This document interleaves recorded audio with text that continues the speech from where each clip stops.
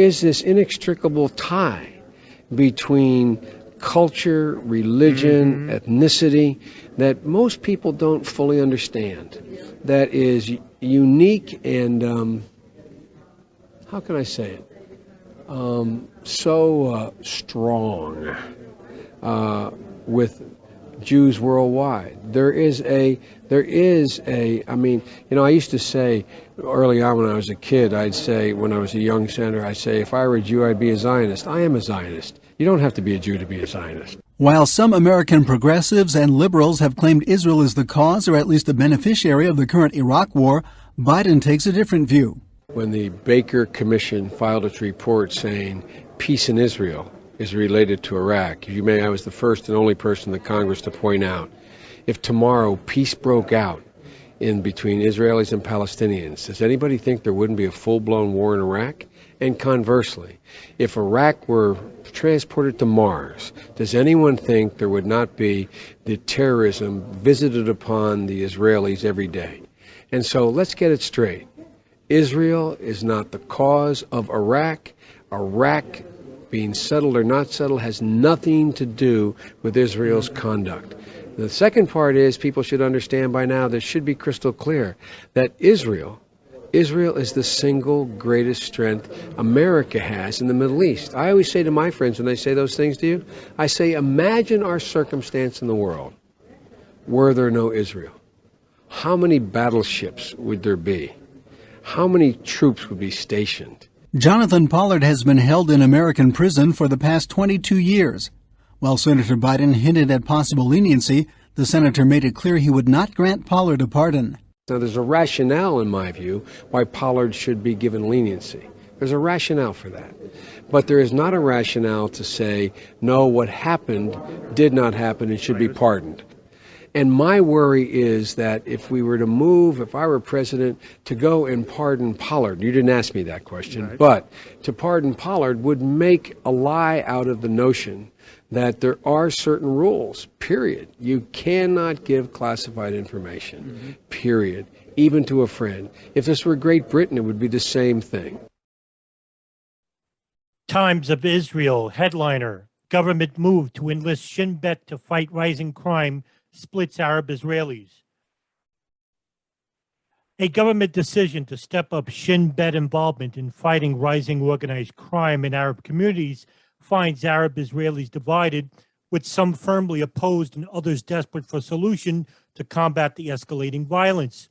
On Sunday, the government decided to involve the Shin Bet, which is the Israeli Security Division, to fight the tide of illegal arms in Arab society. The easily available weapons are seen as a key engine of the wave of violent crime that has left 96 Arab Israelis dead since the beginning of 2021. Public Security Minister Omer Barlev said in early September that he had held discussions with Justice Minister Gideon and Attorney General Avichai Mandelblit in an attempt to find a legal footing for the Shin Bet to join the fight against Arab criminal organizations.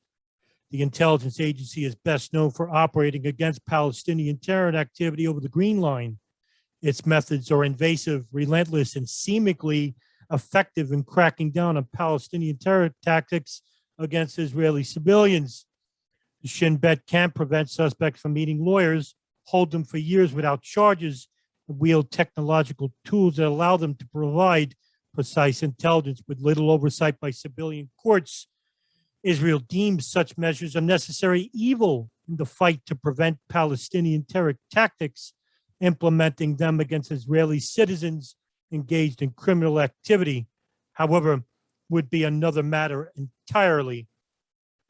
Back in the 1990s, when Jewish organized crime organizations were developing, we were also asked to step in, and we said we can't do this. It would lead to a police state, retired Shin Bet chief Ami Alion said in a phone call earlier this year. For now, the Israeli government plans to involve the Shin Bet is limited. Barlev has said that the Shin Bet deployment will be closely supervised by law.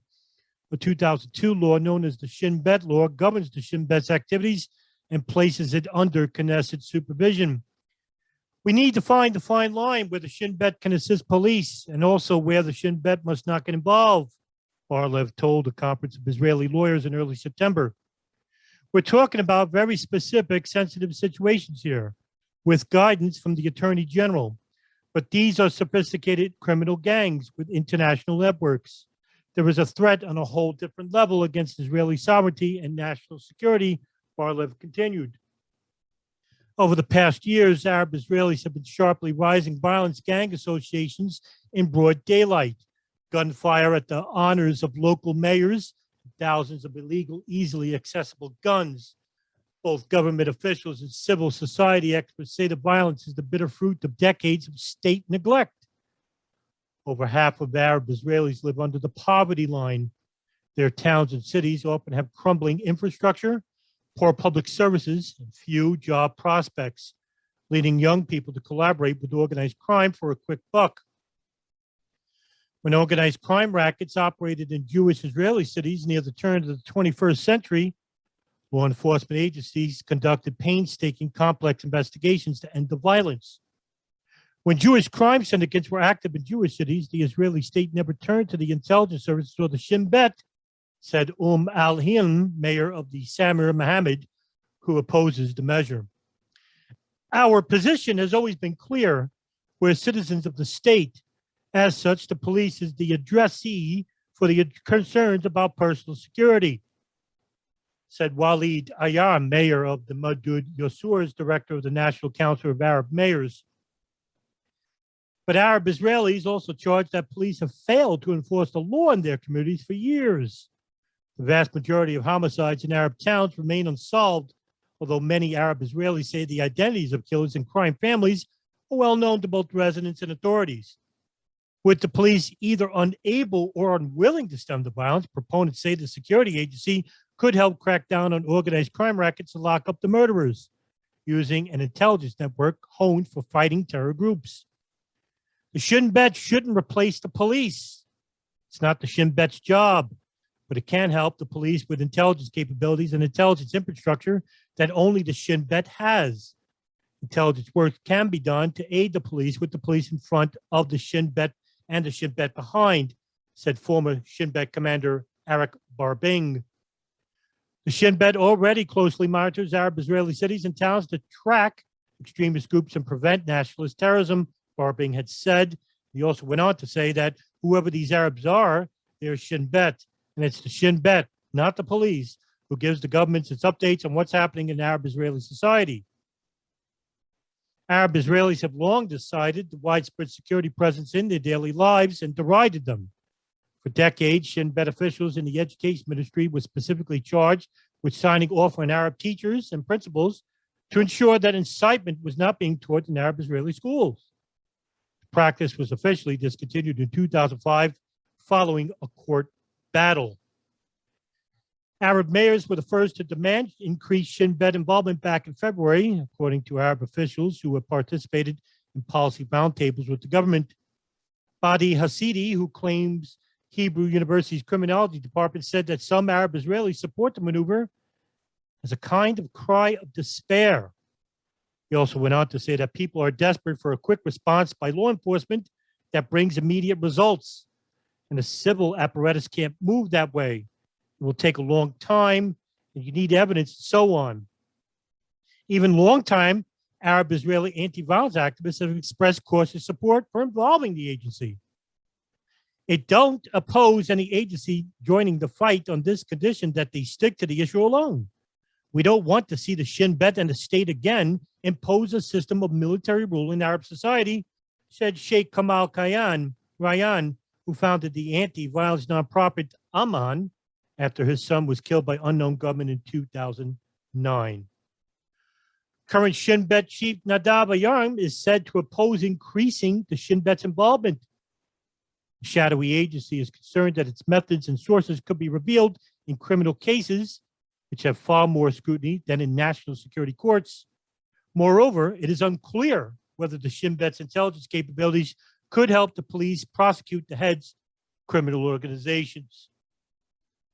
But such long-term solutions will likely take years to bear fruit. Former Deputy Police Commissioner Shahar Ayan said the plan to involve the Shin Bet was the result of policymakers desperate for quick solutions in the short term.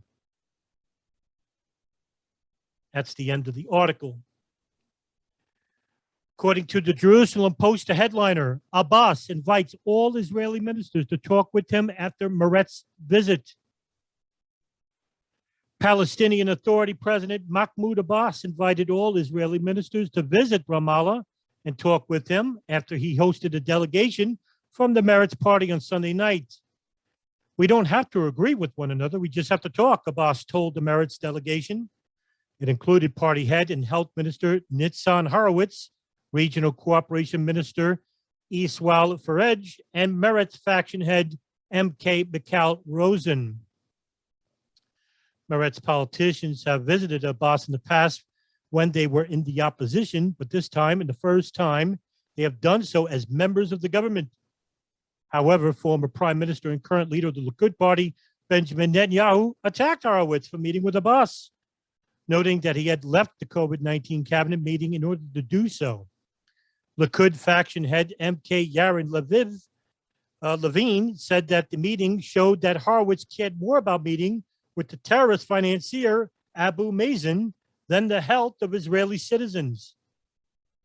Prior to meeting with the Meretz delegation, Abbas called the family of Ira Kuzamia, who was killed by Israeli police after she attempted to stab an officer in Jerusalem's Old City last week. Abbas offered his condolences to Kuzamia's family, according to the Palestinian news agency Wafa. The agency described Kuzamia as a mother of four with the northern West Bank town of Kaibata, south of Jenin. Defense Minister Benny Gantz has also visited Abbas, but the question of whether to speak with the Palestinian leader is a divisive one within the government. Prime Minister Naftali Bennett of the right-wing Yamina Party and Foreign Minister Yair Lapid of the centrist Yesh Atid Party have no interest in speaking with Abbas. According to Barak Ravid of Hebrew website Walla, Abbas specifically mentioned his interest in speaking with Interior Minister Ayelet Shaked. He startled Shaked immediately took to Twitter to reject the offer. "It won't happen," she flatly wrote. "I won't meet a Holocaust denier who is suing Israeli soldiers at The Hague and paying murder of Jews." She also added at the end, "Good night." In a marked contrast to Shaked, the Meretz delegation of Ramallah spoke about the importance of dialogue and Israeli-Palestinian cooperation. They pledged their support for a two-state resolution to the conflict, even though the peace process has been frozen since 2014. "We arrived today to rebuild and direct a permanent channel of communication and to give a booster to collaboration," Horowitz said. Abbas later told the delegation, "We must create confidence-building measures that will prove they will intend to make peace and allow me to preserve the hope of the Palestinian people. If we lose hope, we will lose the future." Horowitz told Abbas that within the government, Meretz is tasked with keeping the two-state solution alive. "We will not let it disappear, and we will not sabotage the chances of achieving it in the future because there is no other solution." He also spoke unilateral Israeli activity that would harm any future plans for two states, such as settlement and outpost construction, as well as violence against Palestinians by Jewish extremists. Frej told Abbas, "You are our partner in advancing two states. Cooperation between ministries and governments is essential to improve the government reality." Rosen added that the party would do everything necessary to build the foundations for peace. According to the NBC News article, headliner, calls for peace with Israel backfire at the Iraqi conference. Before Israel's historic agreements with Arab countries beginning in August of 2020, openly discussing the possibility of normalizing relations with the Jewish state would have been unthinkable in Iraq. But last week, speakers at a conference attended by hundreds in the country's Kurdish region did just that. It is both necessary and inevitable for the sake of regional peace to recognize Israel as a friendly country, Sahar Al-Tai, a senior researcher at the Iraqi Ministry of Culture, Tourism, and Antiquities, told participants. "We want peace with Israel." While this public call is unprecedented, the backlash indicates that Iraq is still far away from declaring peace with Israel. Instead of boosting the prospects of peace, the September 24th conference may have played into the hands of hardliners vehemently opposed to normalization. The Iraqi government has condemned the conference and has issued arrest warrants for 2 of the main speakers and at least 3 other participants, including Avichai, who has also been dismissed for her job at the Culture Ministry. The conference organizers said that Avichai had attended in a private capacity. Under Iraqi law, it's illegal to promote Zionist principles. NBC News was unable to reach the Al for a comment by phone. Powerful groups backed by Iran also condemned the meeting in the Erbil, the capital of Iraqi's autonomous Kurdish region. They called for those involved to be prosecuted. The Zionist killing entity will not have a place in the Iraq of prophets, saints, martyrs, and righteous people. Fatah, a political bloc in the Iraqi parliament representing Tehran-backed Shiite militias and parties, said in a statement September 25th, referring to Israel. According to Harith Hassan, a non-resident senior fellow at the Carnegie Middle East Center in Beirut, the conference has ended up being counterproductive to the cause of normalization. It mobilized Islamist parties, Iran-aligned parties, that found in this a good pretext to appear as the ones who are generally representing the Iraqi public opinion in opposing Israel, he said. Iraq has been technically at war with Israel since the latter's foundation and has for decades been one of Arabs' world's most enthusiastic supporters of the Palestinian cause. Iraqi dictator Saddam Hussein shot Scud missiles at Israel during the 1991 Gulf War. Now, even after the United Arab Emirates, Bahrain, Sudan, and Morocco normalized ties with Israel, doing the same remains politically and socially taboo in Iraq. Even if there was an appetite for normalization, Fanar Hadid, a former advisor on foreign relations to Iraqi Prime Minister Mustafa al-Kadhimi, said the country's weak centralized power and Iranian influence meant recognition of Israel was not currently something that could be seriously considered. Meanwhile, in a country where militias act largely with impunity, the blistering backlash to the conference may deter Iraqis who support normalizing ties with Israel from speaking out again anytime soon. At least 2 participants have said that they were misled about the meeting's purpose, and one apologized to Iraqis and the Palestinian people.